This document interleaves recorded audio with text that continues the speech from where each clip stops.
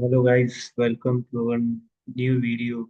Today we are going to do a video on how to select an IPO और IPO selection process, IPO कैसे analyse करते हैं, ये सब चीज़ें आज अपन देखने वाले समझने वाले।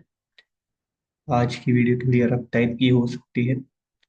बेसिकली अपन जैसा कि अपना चैनल का मोटो भी है कि ऊपर से चीज़ों को देखने के बजाय थोड़ा अंदर डीप डाइव करके उन चीज़ों को समझ के कोई चीज़ करी जाए। तो चलिए देखते हैं कैसा क्या होता है। आईपीओ पे अपनी पहली वीडियो होगी और आज अपन एक आईपीओ भी रिव्यू कर लेंगे। पहले ही बता दूं कि ये कोई भी सजेशन वगैरह कुछ भी नहीं है। मैं बस अपना व्यू रख रहा हूँ। आप अपनी तरफ से भी अपनी रिसर्च कर सकते हैं और तभी कुछ भी पैसा ऐसा लगाने की सोचेंगे तो तभी आप उस इन्वेस्टमेंट को करें। ये कोई भी आपके लिए रिकमेंडेशन नहीं। तो चलिए शुरू करते हैं। तो कोई भी आईपीओ के लिए सबसे पहले तो एक साइट होती है, इसका नाम है आईपीओ चित्तौड़गढ़। ठीक, ये आ जाएगी ऐसी आपके पास साइट पहले नंबर में। इसको खोले ना, ओपन कर लेना। तो ये खुल गई। इसका ये जो बोलते हैं मेन इंटरफेरेंस जिसको बोलते हैं वो आ गया है। अब आप नीचे स्क्रॉल करोगे तो ये सबसे पहले आपको जो दिख रही है दो चीजें कि IPO dashboard India, main board IPO और एसएमई आईपीओ, दो अलग टाइप के आईपीओ होते हैं। मेन बोर्ड आईपीओ में जो भी बड़े बड़े आईपीओ होती हैं, जो मतलब ऑन बोर्ड रहते हैं, जो बड़ा पैसा उठाते हैं, वो सब मेन बोर्ड आईपीओ में आते हैं। जो एसएमई आईपीओ होते हैं, ये छोटे जो आईपीओ रहते हैं, जो जिनकी छोटे मतलब उठाते हैं, जो पैसा छोटा अमाउंट उठाते हैं मार्केट से, वो सब एसएमई आईपीओ में आते हैं। एक तो मेन डिफरेंस ये हो जाता है इनमें, और दूसरा जो रहता है इनका मेन बोर्ड आईपीओ का, जो अपने को रिटेल के तौर पर अपन देखें तो अपने को इसका जो एक लॉट रहता है वो अराउंड 15,000 के अंदर आ जाता है। कितने? 15,000 के अंदर। और एसएमई आईपीओ की बात करें तो पहली चीज तो इसका लॉट साइज, जो लॉट साइज होता है अपना, वो बहुत बड़ा होता है। और दूसरी चीज, वो अब बड़ा है तो उसके कारण इसमें पैसा भी ज्यादा रहता है। फिर तीसरी चीज जो आती है एसएमई आईपीओ में, इसमें ऐसा है कि अब भाई आपके पास इतने सारे शेयर हो गए तो वो लिस्टिंग मान लो, चलो वो भी है, आपको लिस्टिंग गेम भी हो गया। पर आप जब उसको बेचने जाओगे तो आप जैसे नॉर्मल आईपीओ में कितने भी शेयर निकाल सकते हो, कि जैसे मान लो आपके पास 100 शेयर का एक लॉट था, तो अब आपका मन है तो आप उसमें से 5 शेयर भी बेच सकते हो। बट यही चीज जब आप एसएमई आईपीओ में जाओगे तो आपको पूरा का पूरा लॉट निकालना पड़ता है एक साथ। एक साथ आपको अगर सेल करना है तो पूरा लॉट जाएगा साथ में, लॉट। ठीक है। तो जिस कारण से इसके अपन बेचने वाले तो बहुत हो जाते हैं अगर अपन लिस्टिंग गेन की बात करें। बट जो खरीदने वाले हैं वो इतना बड़ा अमाउंट नहीं ला सकते। मतलब ये सब पॉसिबल हो सकता है पर मोस्ट ऑफ द केसेस में नहीं होता। तो लिक्विडिटी की भी दिक्कत आती है एसएमई आईपीओ में। ठीक है। तो इससे ज़्यादातर दूर रहना ही अभी के लिए सही माना जाता है, क्योंकि बड़ा पैसा भी लग रहा है, उसके बाद में भी लिक्विडिटी का भी इशू है, तो कोई मतलब नहीं। और उसमें भी अगर डिस्काउंट पे इशू हो जाए आपका, वैसे तो एक टेक्निक होती है आईपीओ सिलेक्शन की, वो बता दूंगा मैं आपको। बट अगेन वही चीज बोल रहा हूँ कि ये कोई रिकमेंडेशन वीडियो नहीं है, सिर्फ प्रोसेस है कि आपको ऐसे करना चाहिए। और पॉसिबिलिटीज हाई रहती है इन सब चीज़ों पर।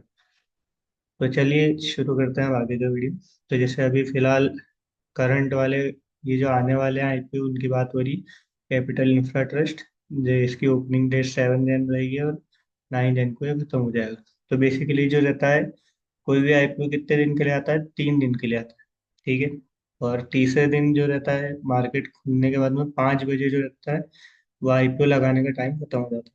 तीसरा जो दिन रहता है, जैसे इसमें 9 तारीख लिखा है, तो 9 तारीख की जो शाम की 5 बजेगी, तो 5 बजे करेक्ट आप अब उसमें नहीं लगा सकते आईपीओ। और अगर आपने लगा दिया है पहले ही, 7 7 तारीख से अगर आपने मान लो लगा दिया, तो ना 9 तारीख 5 बजे से पहले आप उसको कैंसिल कर सकते हो। उसके बाद कैंसिल नहीं होगा। लग गया तो लग गया, बात खत्म। पैसे मतलब वो एसबा कॉन्सेप्ट, वो एसबा कॉन्सेप्ट पे चलता है आईपीओ, कि उसका कुछ फुल फॉर्म था। बेसिकली ऐसा रहता है कि एप्लीकेशन सपोर्टेड,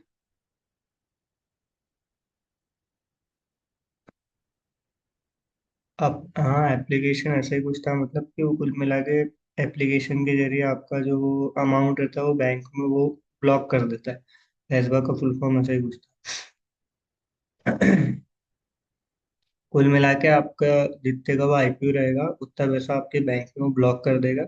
मान लीजिए आपके पास अगर 20,000 रुपये हैं और 15,000 का आपने आईपीओ के लिए उसमें वो कर दिया, एप्लीकेशन डाल दिए, तो वह आपके पैसे जो है, अगर आपने 7 तारीख को किया है तो 7 से 9 तारीख तक के लिए आपके 15,000 अकाउंट में से ब्लॉक रहेंगे। मीन्स आप 20,000 में से मात्र 5,000 ही यूज कर पाएंगे और 15,000 जो आपका मेजर अमाउंट है वो ब्लॉक रहेगा, वो अनयूजेबल रहेगा। ठीक है, तो ये तो अपकमिंग है। तो करंट ये चल रहा है जिसकी 2 जन, जो अपकमिंग, हाँ 2 जन पे क्लोज होगा। तो इसी का अपन एक तरीके से एनालिसिस कर लेते हैं। तो इसमें बेसिकली आपको जाना है, साइट बता दी है मैंने, करंट आईपीओ मेन बोर्ड में गए, इंडो फार्म इक्विपमेंट। अब जो भी आपको आईपीओ खोलना है उसको दबा देना है, आपको क्लिक कर देना। ये आपके पास अगला पेज खुल जाएगा। इसमें क्या बोल रहा है, सबसे पहले नीचे गए, थोड़ा सा स्क्रॉल किया, Indo Farm Equipment Limited IPO, ठीक है, डिटेल बोल रहा है। अब ये जो इंफॉर्मेशन देती है ये पूरी यहाँ तक की, जहाँ मेरा ये कर्सर दिख रहा होगा, ये इंफॉर्मेशन रहती है आईपीओ के बारे में, कि कितना क्या पैसा कंपनी उठाना चाह रही है और क्या क्या चीज। दो प्रकार की चीजें होती है, फ्रेश इशू होता है और एक ऑफर फॉर सेल होता है, तो वो दोनों चीज की बात करें तो इसको पढ़ना रहता है। सबसे बेसिक स्टेप यही होती है कि आपको आईपीओ के बारे में पहले जानकारी होनी चाहिए। ठीक है, तो क्या बोल रहा है, Indo Farm Equipment IPO is a book build issue of 260.15 crore. ठीक है, इतने रुपए का ये इशू कर रहे हैं, पैसा उठाना चाह रहे हैं। The issue is a combination of fresh issue of 0.86 crore shares. जो मैंने बोला था फ्रेश इशू मतलब ये पूरा नया पैसा उठा रहे हैं, ये मतलब बिल्कुल जो अपनी इक्विटी नई बेच के और उससे पैसा उठा रहे हैं। इक्विटी मतलब जो इनकी कंपनी है, अभी इसकी ओनरशिप इनके पास 100% होगी वैसे। ऑफर फॉर सेल है तो 100% तो नहीं होगी, तो जितनी भी है उसको अब उसमें से उसको क्या बोलेंगे उसको, इक्विटी को डाइल्यूट कर रहे हैं। तो उसमें से इतना जो परसेंट है, जो इतने जो करोड़ के शेयर है, ये फ्रेश इशू है, बिल्कुल नए इशू हो रहे हैं। और जो ये इसके बाद बोल रहा है 0.86 crore share aggregating to rupees 184.90 crore, जिनकी वैल्यू कितनी हो गई, 184.90 करोड़। और ऑफर फॉर सेल मतलब यहाँ मार्केट से पैसा उठाने से पहले भी इन्होंने कुछ स्टेक अपना बेच दिया है दूसरे लोगों को, जो कि इतना वैल्यू रखता है, 0.35 करोड़ शेयर, जिसकी वैल्यू कुल मिला के पैसे में कितनी हो रही है, 75.25 करोड़। ठीक है, ये जो है ऑफर फॉर सेल मतलब मार्केट में से उठाने से पहले ही इन्होंने कहीं से पैसा उठा लिया और अपनी इक्विटी डाइल्यूट कर ली, तो उसको बोला जाता है offer for sale. Fresh issue मतलब जो बिल्कुल प्योर पैसा मार्केट से उठाया जा रहा है उसको बोलते हैं फ्रेश इशू। ठीक है, यहाँ तक सब क्लियर होना चाहिए मेरे हिसाब से। कोई क्लियर नहीं हो कुछ तो कमेंट कर देना, मैं दे दूंगा उसका जवाब। आगे बढ़ते हैं। Indo Farm Equipment IPO bidding open for subscription on December 31st 2024 and will close on January 2 2025। तो ये अपने को बाहर मिल गया था ओपन क्लोज का data. The allotment for the Indo Farm Equipment IPO is expected to be finalised on Friday January 3। तो भाई जो ये तो होता है आपका एप्लीकेशन लगाने का ड्यूरेशन, जो ये 3 दिन का मैंने बताया। तो उसके बाद में मैक्स टू मैक्स 2 दिन लगते हैं आपके। अगर अलॉटमेंट होता है तो आपको आपके डीमैट में शेयर दिख जाते हैं, और नहीं होता है तो आपका जो अमाउंट रहता है वो अनफ्रीज कर दिया जाता है। तो इसके लिए इसमें डेट बोल रखी है कि IPO is expected to be finalised on Friday January 3। तो 3 तारीख तक आपका पैसा या तो फ्री हो जाएगा या तो शेयर आ जाएंगे आपके अकाउंट। ठीक है, इसके बाद में बात करें, Indo Farm Equipment IPO will list on BSE NSE with tentative listing date fixed as Tuesday January 7। तो तीन इसकी ये तो हो जाता है आपका अलॉटमेंट का टाइम।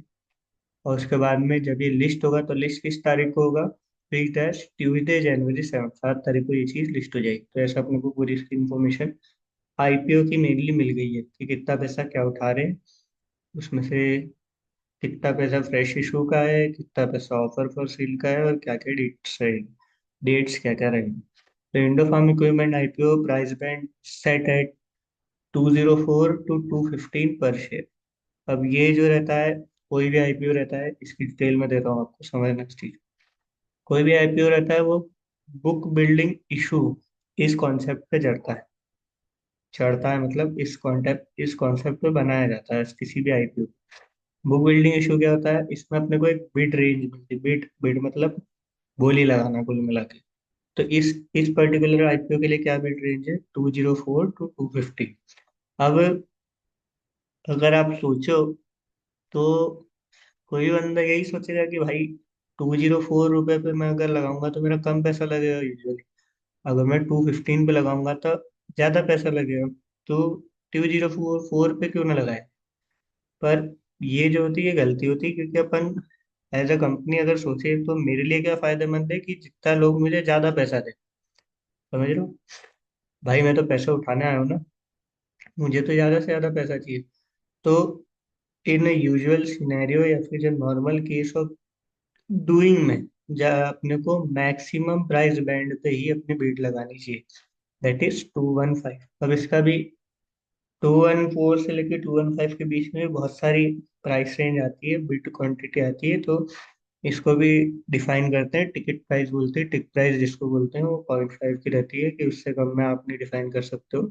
जैसे मान लो 204.5 अगला रहेगा, अगर आपको बीट लगाना है तो उससे कम आप नहीं कर सकते। 201 202 है, ये सब नहीं कर सकते हो। तो उसको टिक प्राइस बोलते हैं। तो उसके बाद में भी अगर मान लो कि मैं बोलूँ, खैर वो अब डिटेल हो जाएगा थोड़ा वो, आराम से उसको अब अपन समझने के लिए एक अलग वीडियो बना लेंगे। तो मेनली आपको ये समझना है कि अपने को जो अपना बिट लगाना है वो मैक्सिमम प्राइस पे लगाना चाहिए हमेशा। फिर आगे बढ़ते हैं। The minimum lot size for an application 69। ये जो 69, ये एक लॉट में इतने शेयर रहेंगे। The minimum amount of investment required by retail investors 14,835। जैसा कि मैंने बोला था कि 15,000 के अंदर कोई भी आईपीओ आप लगा सकते हो as a retail. The minimum lot size investment for NII is 14 lots. NII होता है नॉन इंस्टीट्यूशनल इन्वेस्टर्स। तो इन लोगों को मिनिमम 14 लॉट खरीदनी है। जितने जिसको शेयर में देखे तो 966 शेयर, 966 शेयर। इनका अमाउंट बनता है 2,07,690। और एस एन आई आई अलग होता है, बी एन आई आई अलग होता है। ये डिफरेंट कैटेगरी होती है। मेन चीज एन आई आई होता है। उसके लिए 68 लॉट्स हो गया, और 4,692 शेयर इनके लॉट के हिसाब से शेयर की अमाउंटिंग कितनी रहेगी, 4,692 शेयर्स होगा 68 लॉट के हिसाब से। अब बात करते हैं, इसका अमाउंट दे रखा है 10 लाख इतना। तो ये मेन अपने को एक ओवरव्यू आ गया कि भैया आईपीओ के बारे में अपने पास नॉलेज आ गई, इंडो फार्म इक्विपमेंट की, कितना पैसा कहाँ से उठा रहा है, क्या लॉट साइज रहेगा, क्या बिड प्राइस रहेगी, क्या प्राइस रेंज रहेगा, किसके लिए कितना शेयर का पैसा लगेगा, किसके लिए कितने लॉट लेना कंपलसरी है, और ये सब। ठीक है, ये बात आ गई। अब उसके बाद में अपने को सीधे कर लेना है स्क्रॉल, चलना है आगे। अपने को जाना है सीधे about Indo Farm Equipment Limited, जिसको बोलते हैं अबाउट दी कंपनी। ठीक है, इस पे बात करनी है अपने को। पहले तो इसको बड़ा कर लो, जो जो भाई बताना चाह रहा है सब देख। अब जो रिटेल वाला बंदा रहता है उसको गधा भी बोला जाता है उसे। क्यों बोला जाता है, क्योंकि उसको इससे मतलब नहीं कि कंपनी क्या कर रही है क्या नहीं कर रही है। उसको बस इससे मतलब है कि मेरे पहचानने वाले 3 बंदों ने लगाया तो मैं भी लगा रहा हूँ, मतलब मैं, वो सब भी अगर गड्ढे में कूद रहे तो मैं भी कूद जाता। भाई ये बहुत बड़ी बेवकूफ़ी होती है। सबसे पहली चीज कि किसी दिन बहुत बुरा बच सकते हैं, इस चीज में कोई मतलब नहीं है इस चीज का। तो इसलिए अपना मोटो भी चैनल का यही है कि डीप डाइव करके चीजों को समझा जाए। ऐसे ऊपर ऊपर से चीजें देख के ये सब चीजें करके कोई मतलब नहीं है। अच्छे से चीजें समझी जाए। तो चलिए अब अबाउट द कंपनी पढ़ लेते हैं। About Indo Farm Equipment Limited क्या बोल रहा है, incorporated in 1994, Indo Farm Equipment Limited is engaging in manufacturing tractor, pick and carry cranes and other harvesting equipment. तो भाई बेसिकली फार्मिंग से रिलेटेड ही अपनी भाई चीजें बनाते हैं, जैसे ट्रैक्टर हो गया, पिक एंड कैरी क्रेन्स हो गई, उठा के रखने वाली क्रेन्स हो गई, हार्वेस्टिंग इक्विपमेंट्स हो गए, यही सब चीजें बनाते हैं। द कंपनी ऑपरेट 2 ब्रांड, इसके 2 ब्रांड्स है, 2 ब्रांड्स है, Indo farm and Indo power. ठीक है भाई। They export their products to countries like Nepal, Syria, Sudan, Bangladesh, Myanmar etcetera. मतलब बाहर भी कंपनी का काम है, अच्छी चीजें आती है। The company manufactures tractors range 16 HP to 1110 HP and pick and carry cranes range 9 to 30 tons। तो ये स्पेसिफिकेशन दे रखी है, ट्रैक्टर बनाती है जिसकी horse power 16 horse power, 110 horse power के ट्रैक्टर हैं, और भाई के पास पिक एंड कैरी क्रेन्स है जो कि 9 से 30 टन तक की रेंज में है। फिर बात करते हैं the facility in Baddi Himachal Pradesh span 127,840 square meters and includes a foundry, machine shop and assembly units. तो इनकी यूनिट के बारे में बताया है कि इनके पास इतने स्क्वायर का एरिया है, और उसमें ये चीजें हैं। फाउंड्री, मशीन शॉप मतलब खुद का काम करने के लिए खुद की जगह है, खुद की चीजें हैं। तो the company has 12,000 tractors and 1280 pick and carry cranes production capacity annually. तो साल भर में इतना माल बना सकती हूँ, 12,000 से लेके 12 या तो ट्रैक्टर ही बना सकते हैं अकेली, और 1,280 पिक एंड कैरी क्रेन्स बना सकते हैं आराम से। कब, कैसे, मतलब एनुअली बना सकती है, ठीक। The company span 127,840 square metre of industrial land in Baddi Himachal प्रदेश। वही ऊपर बात हुई थी जो, इतना इनके पास इंडस्ट्रियल लैंड है। कितना, 1,27,840 स्क्वायर मीटर का इनके पास industrial land, housing a captive foundry, machine shop, and fabrication and assembly units for tractor, pick and carry cranes, and other equipment। ऊपर बात हो चुकी है बहुत सी। They have acquired additional industrial land near the current facility to build a new pick and carry crane manufacturing unit, aiming to increase capacity by 3,600 units per year। और इन्होंने जो है एडिशनल इंडस्ट्रियल लैंड ले लिया है, मतलब और इन्होंने अपने लिए जमीन ले रखी है। किस लिए? बनाने के लिए पिक एंड कैरी क्रेन, उठा के रखने वाली क्रेन बनाने की एक मैन्युफैक्चरिंग यूनिट रखनी है इनको वहाँ पे। और जिसका एम क्या है, एम उसका ये है कि 3,600 यूनिट पर ईयर की कैपेसिटी बढ़ानी है। इस लैंड की क्या करेंगे, इस जमीन का क्या करेंगे, वो चीज बताइए। As of June 30, 2024, they had 938 employees on payroll। इतने लोग इनके लिए काम कर रहे हैं, 938। ठीक है भाई, स्ट्रेंथ्स के लिए क्या बोल रहा है? Full integrated and established manufacturing setup. ठीक है भाई, इनके पास खुद का इंटीग्रेटेड और स्टैब्लिश खुद का सेटअप है मैन्युफैक्चरिंग करने का। Well educated and experience management, एक अच्छा एजुकेटेड और एक्सपीरियंस मैनेजमेंट की टीम है इनके पास, प्रबंधन की टीम है। In house NBFC setup. NBFC बोलते हैं नॉन बैंकिंग फाइनेंशियल कॉरपोरेशन। ठीक है, जिनका क्या होता है, एक तो बैंक होता है जो कि लोन देता है, फाइनेंशियल काम करता है, और एक ये होते हैं जो कि बैंक नहीं होते पर बैंक जैसे ही काम करते हैं। तो इनका खुद का है इन हाउस एनबीएफसी सेटअप। तो खुद का एक इनका एनबीएफसी सेटअप है, तो पैसे भी खुद से ले लुआ सकते हैं। पर उस नज़र से नहीं देखना चाहिए, बस अपने को ये पता होना चाहिए कि इनके पास खुद का एक NBFC setup. Manufacturing wide range of product, बहुत सारी रेंज के प्रोडक्ट बना रहे हैं। Product acceptability in multiple countries and a wide variety of financial institution. तो इनका प्रोडक्ट है वो बहुत सारी कंट्री में जाता है, वैरायटी ऑफ फाइनेंशियल इंस्टीट्यूशन में भी जाता है। ठीक है, ये पढ़ने के बाद में अपने को एक अंदाजा आ जाता है कि भाई कंपनी क्या करती है। जैसे इसमें भी अपने को आ गया है कि ये फार्म वाले काम करते हैं, जो भी फार्म से रिलेटेड, खेती बाड़ी से रिलेटेड, जो अपने ट्रैक्टर हो गए और उनके इक्विपमेंट्स हो गए, ये सब चीजें बनाती है। इनके पास इतनी इतनी प्रोडक्शन यूनिट है, तो दमदार प्रोडक्शन यूनिट भी है, और साथ ही साथ कैपेसिटी भी है। ये चीज देखने में समझने में आई, तो इसलिए बोलते हैं कि भाई सोच समझ के पढ़ोगे उसके बारे में तो खुद ही चीज समझ में आ जाएगी कि दम रखती है कि नहीं चीज। रखती होगी तो बिल्कुल उसमें घुसना चाहिए, और नहीं रखते हो तो दूर से प्रणाम करो। अब अगली चीज आती है उसके नीचे, जस्ट अपन देखेंगे तो कंपनीज फाइनेंशियल फाइनेंशियल साल साल भर के जो मेन मेन जो पॉइंट्स रहते हैं बैलेंस शीट के, वो चीज़ अपने को प्रोवाइड कराई जाती है इस साइट पे। एक अच्छी साइट है आईपीओ चित्तौड़ का इसका नाम। ठीक है। तो अब अपने को इसमें क्या करना है, डेटा को अपने को देखना है राइट टू लेफ्ट। ठीक है। राइट टू लेफ्ट डेटा देखना। तो असेट्स, असेट्स बोले तो संपत्ति 2022 में कितनी थी, 619.83। फिर क्या हुआ, 2023 में बढ़ी, बढ़ना अच्छी चीज है, असेट्स बढ़नी चाहिए। 22 से फिर 24 में क्या हुआ, और बढ़ गई, 47 हो गई, अच्छा हुआ। और अभी जो करंटली 24 का डेटा कब आएगा, वैसे 24-25 में आएगा, मार्च में आएगा। अब फिर जो ये इंडस्ट्री का जो ये चलता है अपना फाइनेंशियल ईयर, वो अप्रैल टू मार्च चलता है, 1 अप्रैल से 31 मार्च।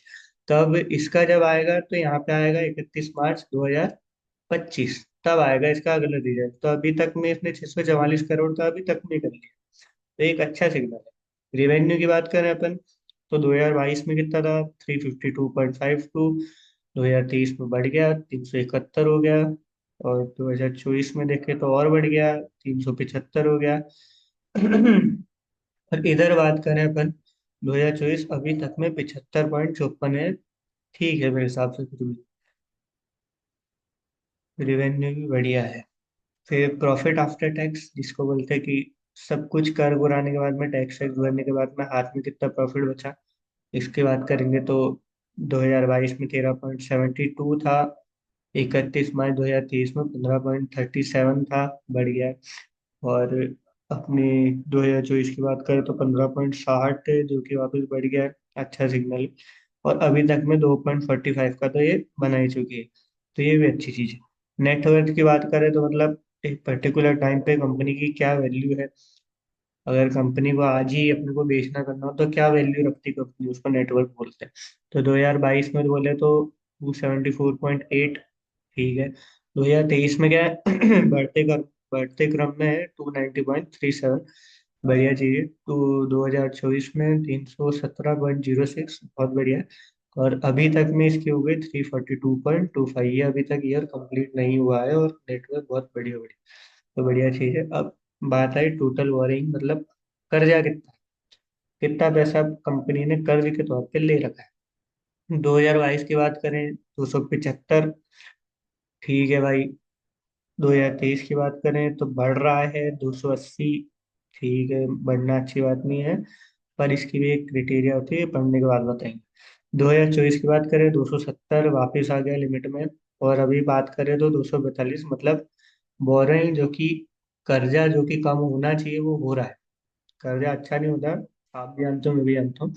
और वही चीज यहाँ पे हो रही है कि कम हो रहा है, तो इट्स अ गुड सिग्नल। पर अगर एक केस ये भी बनता है कि अगर कर्जा बढ़ रहा हुआ दिखता है अपने को, किसी भी कंपनी में अपन देखे ईयर टू ईयर कि अगर कर्जा बढ़ रहा है, तो इसके अपने को रिलेशन में देखना है कि क्या कंपनी के असेट भी बढ़ रही है। अगर असेट बढ़ रही है और कर्जा भी बढ़ रहा है, तो मतलब ये समझ के चलो कि मैंने उधार तो लिया, पर मैंने उस उधार के पैसे को सही जगह लगाया, और उससे मैंने अपनी एसेट बनाई, तो ये एक अच्छी चीज होती है।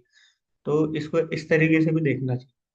ऐसा नहीं कि अगर सिर्फ कर्जा बढ़ रहा है तो मैं डर के मारे बैठ जाऊँ, उसके रिलेशन में मैं देखूं कि एसेट भी बढ़ रही है, अगर बढ़ रही है तो कोई दिक्कत नहीं, वो उसको सही जगह लगा दी। ठीक है। तो ये हो गया फाइनेंशियल। अब इस पूरे अपने को उससे क्या पता चला, एक तो कंपनी के आईपीओ का पूरा डिस्क्रिप्शन पता चल गया कि कैसा क्या आईपीओ आने वाला है।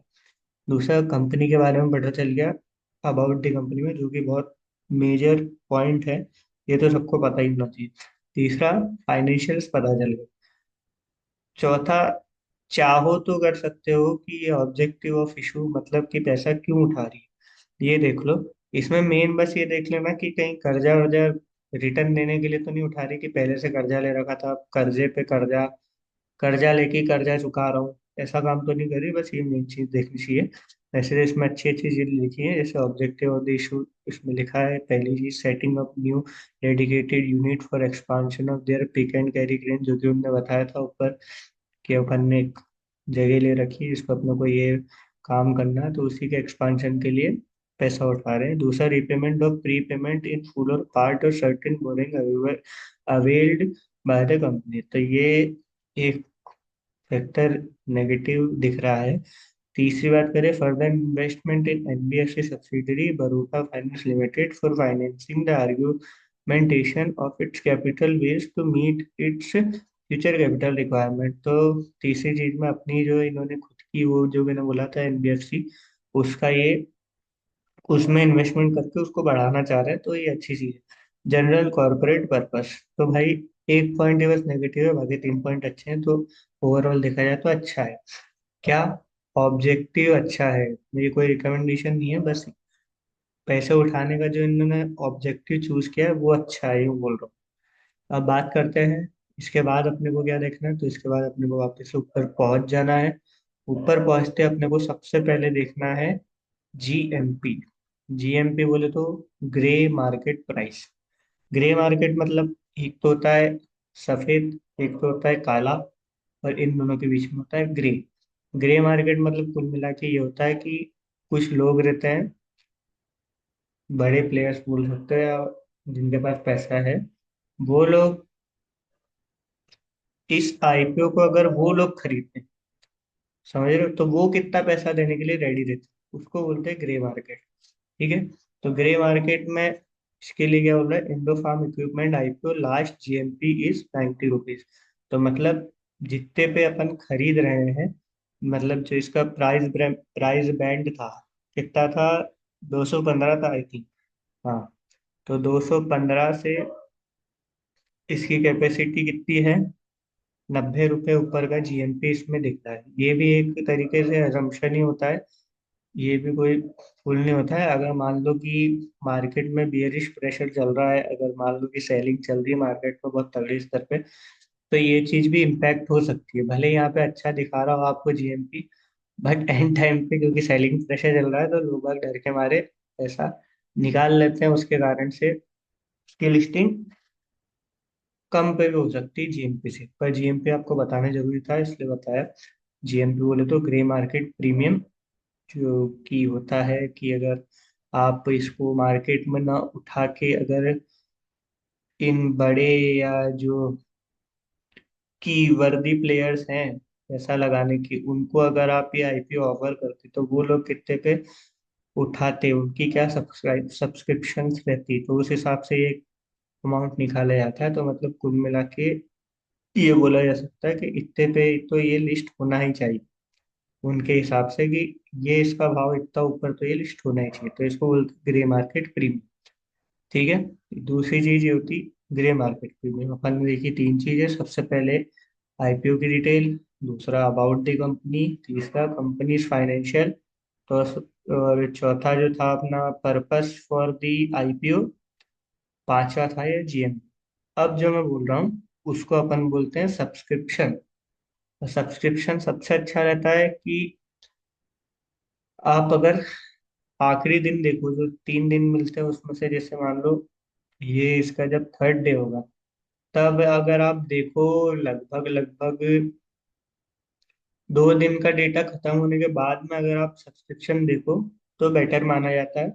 और जो आईपीओ रहता है वो उसकी listing fully automated computer based system से होती है, फुल्ली लॉटरी टाइप का इसमें सब्सक्रिप्शन रहता है। इसमें कुछ भी, कोई भी कुछ भी नहीं कर सकता इसमें।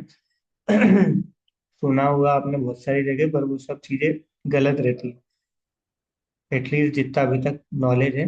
बाकी ये जो चीज है, IPO fully computer based lottery system पे चलता है। तो अब एक लॉटरी में, चाहे मैं पहले दिन पैसा डालूं चाहे तीसरे दिन पैसा डालूं, मेरी प्रोबेबिलिटी लगने की सेम ही रहती। तो इसलिए ये चीज वो की जाती है, रिकमेंड की जाती है कि आईपीओ का हमेशा आप थर्ड डे पे ही उसको आप अप्लाई करें, ताकि आपके सामने सारे डेटा पॉइंट्स हो, और एक आप वायबल फिजिबल डिसीजन ले पाए। ठीक है। सब डेटा पॉइंट सामने होंगे तभी आप एक अच्छे कंक्लूजन पे आ पाएंगे। तो इसलिए सब्सक्रिप्शन की बात करते हैं अब अपन, कि ये हम देखो हमेशा देखना चाहिए 2 दिन का डेटा निकल जाए, तीसरा दिन जब लास्ट डे हो, जब अपने को ये सब्सक्रिप्शन देखना चाहिए। अब इस केस में ये अच्छा है क्योंकि इंडो फार्म इक्विपमेंट का लाइव सब्सक्रिप्शन 2 दिन निकल गए हैं और उसी के बेस पे आया हो। ठीक है। तो अब नीचे करते हैं इसको, ये आपके पास आ जाएगा सब्सक्रिप्शन का डेटा। ठीक है। अब एक एक करके समझ लेते हैं कि कौन क्या है इसमें। सबसे पहले भाई आते हैं अपने क्यूआईबी। क्यूआईबी बोले तो qualified institutional buyers. Qualified institutional buyers, ये लोग कौन होते हैं? सबसे पहले तो क्वालिफाइड इंस्टीट्यूशनल, इंस्टीट्यूशनल मतलब संस्थाएं। तो जितनी भी बड़ी बड़ी संस्थाएं होती है, जैसे कि आपकी LIC हो गई, रिलायंस कैपिटल हो गया, जितने भी ये लोग रहते हैं फाइनेंस फील्ड की संस्थाएं रहती है, उनको क्यूआईबी बोला जाता है। तो अब इसमें अपने को देखना है। दूसरी चीज, हमेशा जो ये डेटा दिया रहेगा वो एक्स में देगा। एक्स मतलब टाइम्स। टाइम्स मतलब समझते हो आप कि मैंने बोला कि मैं 100 शेयर मांग रहा हूँ, या फिर मैंने बोला मैं 100 शेयर देने के लिए रेडी हूँ। तो अब जो वन टाइम रहेगा, मतलब कि मैंने 100 शेयर बेचे, बेचने के लिए मैं रेडी हूँ और 100 शेयर की मांग आ गई, तो उसको बोलते हैं वन टाइम। ठीक है, 100 100 बराबर हो गया तो उसको वन टाइम बोलते हैं। तो इसमें क्या बोल रहा है कि इसमें ये बोल रहा है कि 24,20,000 शेयर उनने ऑफर किए, और उसमें से क्यूआईबी जो मांग रहा है वो कितना मांग रहा है? कितना मांग रहा है? 8 गुना मांग रहा है। ठीक है, अब मेन चीज क्या रहती है? क्यूआईबी क्या बोला मैंने? Qualified institutional buyers. इनके पास भरपूर नॉलेज होती है, भरपूर टेक्नोलॉजी होती है, भरपूर सब चीजें होती है। तो ये एक तरीके से बड़े लोग हैं। इन्हीं लोगों को अपन को फॉलो करना है, ज्यादा दिमाग नहीं लगाना। अगर ये सब्सक्रिप्शन एक पहले पहले दिन ही आप देखोगे तो 8 गुना सब्सक्राइब कर लिया इन लोगों ने। मतलब 100 मांगा था, 100 में बेच रहा था, पर उन्होंने मांग 800 की कर दी। दूसरे दिन अगर आप बात करोगे, आईपीओ के दूसरे दिन, 11.96x, मतलब मैं 100 देना चाह रहा था और मांग कितनी की होगी? 11 की। बोले तो 1,100 मांग दी मेरे से। तो कुछ ना कुछ तो दम है, जब ये बड़े लोग, इतनी रिसर्च करने वाले लोग, जब ये इसके पीछे पड़े। ठीक है, तो ये एक फैक्टर बहुत बढ़िया रहता है। अपने को सब्सक्रिप्शन बहुत बढ़िया एक नॉलेज दे देता है कि अपने को इसमें लगाना चाहिए कि नहीं। बड़े लोग इसके पीछे पड़े, मतलब इसमें कुछ ना कुछ दम है। जब इसके पीछे पड़े तो एक अच्छी कंपनी हो सकती है। दूसरे बंदे होते हैं NII। NII मैंने पहले ही बताया, जैसे नॉन इंस्टीट्यूशनल इन्वेस्टर, मतलब जो कि इंस्टीट्यूशन नहीं है पर अपने आप में ही बड़े लोग। जैसे कि बड़े बड़े लोग होते हैं, नाम भी सुने ही होंगे आपने, ले सकते हैं कि नहीं मुझे नहीं पता, बट जिनकी खुद की एनुअल, जो बोलते हैं उसको अर्निंग्स बोलते हैं, वो बहुत ज्यादा होती है। तो उन लोगों को बोलते हैं NI। ठीक है, अब इनके लिए कितने ऑफर किए? 18,15,000 शेयर ऑफर किए। उसमें से ये भाई बोल रहे हैं कि मेरे को 28 गुना चाहिए। मतलब इसका, ये अपने पास सप्लाई है और डिमांड कितनी हो रही है? 28 गुना की। दम है भाई रवि हो रही। दूसरे दिन बोल रहा है 132 गुना चाहिए मेरे को। तो दम है इसमें, इसीलिए बोल रहा हूँ।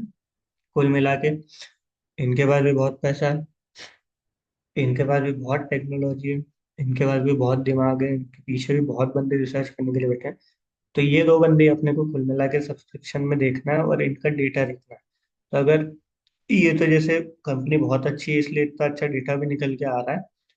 तो बाकी बहुत सारे टाइम पे जो हाफ, किसका 50-50 वाला काम रहता है बहुत सारी जगह पे, तो उसमें आपको बस ये देखना है कि क्यूआईबी आपका 1 या 2 दिन में कम से कम 1x के ऊपर कर ले। और ये भाई भी उतना ही कर ले 1x के ऊपर, कि मतलब जितने दिए कम से कम उतने तो मांग ही ले, तो भी बढ़िया कंपनी कहलाएगी। अब आप देखना, खुद ही देखना, कल जो इसका डेटा आएगा फोड़ देगा। मतलब आप, बहुत खतरनाक सब्सक्रिप्शन आएगा इन दोनों का मेरे हिसाब से। मतलब डेटा के हिसाब से, मेरे हिसाब से तो मेरे को कुछ भी नहीं पता। सीधी बात, मतलब रिकमेंडेशन देने में मैं, I am not in it, I am out, ऐसा बोलते हैं लोग। तो ये मेरे मेन फैक्टर्स थे जो मैंने बता दिया आपको। शुरू से एक बार वापस बता देता हूँ आपको, कोई दिक्कत नहीं आए। जिसके लिए कहाँ पे आए वो? सबसे पहले अपन उसमें गए थे, अपनी मेन साइट खोली IPO चित्तौड़गढ़।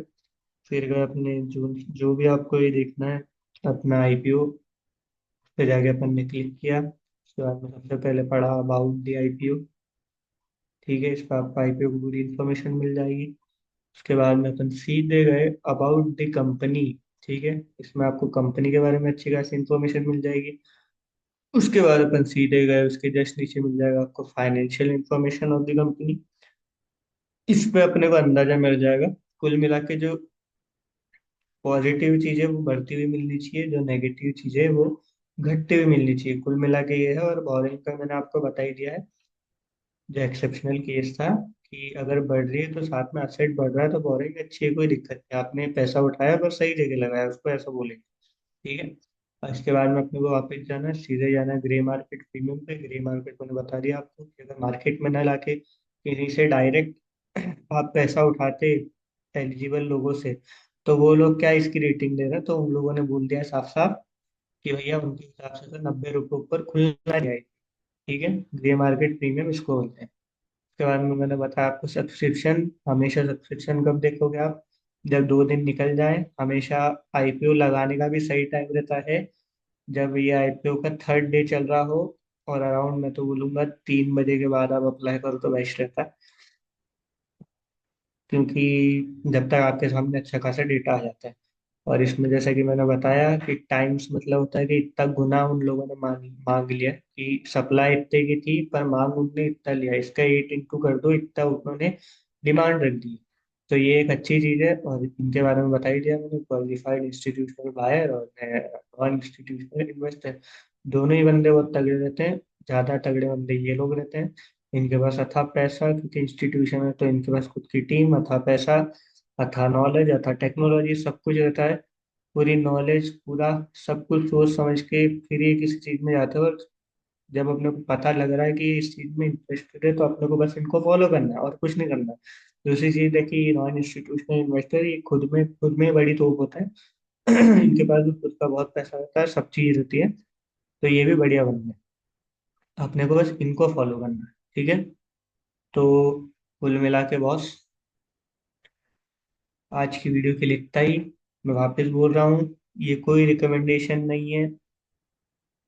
मैं कोई भी किसी को रिकमेंडेशन नहीं दे रहा हूँ, मैंने बस ये तरीका बताया है जो कि एक बाइबल है। इससे आपकी क्या बोलते हैं, एनालिसिंग स्किल्स जो आपकी होती है अपनी आईपीओ की, वो अच्छी बढ़ सकती है, प्रोबेबिलिटी ज़्यादा हो जाती है। बस इतना ही कहना है मेरा। बाकी मिलते हैं आपसे नेक्स्ट वीडियो में, और ऐसे ही बीच बीच में अपन, आप बोलेंगे तो आईपीओ एनालिसिस वीडियोस लाते रहेंगे। तो till then subscribe to my channel, keep supporting. और कोई भी दिक्कत आए तो कमेंट में आप डाल सकते हैं। और अभी मैं सोच रहा हूँ कि इसके अलावा भी एक लिखा हुआ, मतलब ये तो प्रैक्टिकल था तो शायद लोगों को इतना समझ नहीं आए। एक मैं जो थ्योरेटिकल पूरा बना के और उस हिसाब से आपको एक आईपीओ एनालिसिस की वीडियो बना के पोस्ट कर दूंगा। तो अगर आपको चाहिए हो तो उसके लिए भी कमेंट में यस यस या फिर वी वांट करके डाल देना। और कुछ भी दिक्कत हो तो आप कमेंट कर सकते, मैं उसका रिप्लाई दूंगा। और साथ ही में अपने इस चैनल को सब्सक्राइब करें, सब्सक्राइब टू आवर चैनल। अपना मोटो वापस से वही है, ऊपर ऊपर से देखने के बजाय उसमें डीप डाइव किया जाए और समझा जाए। आप साथ ही में हमारी डेरिवेटिव की सीरीज पूरी देख सकते हैं। एक पूरी डेरिवेटिव की सीरीज बना रहे हैं जिसमें इंडियन मार्केट की बहुत सारी चीजें कवर करी जाएंगी।